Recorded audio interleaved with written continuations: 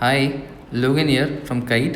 So இன்றைக்கி நம்ம gold எப்படி இருக்குன்னு பார்க்கலாம். எஸ், கோல்டு ரொம்ப மேலே போயாச்சுன்றது எல்லாருக்குமே தெரியும். பட் ஃபர்தராக மேலே போகுமா இல்லை இங்கேருந்து ஒரு பெரிய ட்விஸ்ட் இருக்கா அப்படின்றத ஒரு டெக்னிக்கலில் பார்த்தலாம், ரொம்ப ஷார்ட்டாகவும் பார்க்கலாம். ஸோ இப்போ கோல்டு பார்த்தோன்னா நமக்கு இங்கே ஆல்மோஸ்ட் 3238 to 3300 இந்த ரேஞ்சில் தான் ட்ரேட் ஆகுது நம்மளால் பார்க்க முடியுது. ஃபர்தராக இதோட செல்லிங் ஒரு வேளை நடக்குது அப்படின்னாக்கா 3230க்கு கீழே ஒரு நல்ல கேண்டில் க்ளோசிங் இருக்குது, டே சார்ட்டில் ஒரு நல்ல க்ளோசிங் இருக்குது அப்படின்னா தாராளமாக செல்லிங் போகலாம். 3130 வரைக்கும் மார்க்கெட் ஃபால் ஆகிறதுக்கு நிறைய சான்சஸ் இருக்கும்.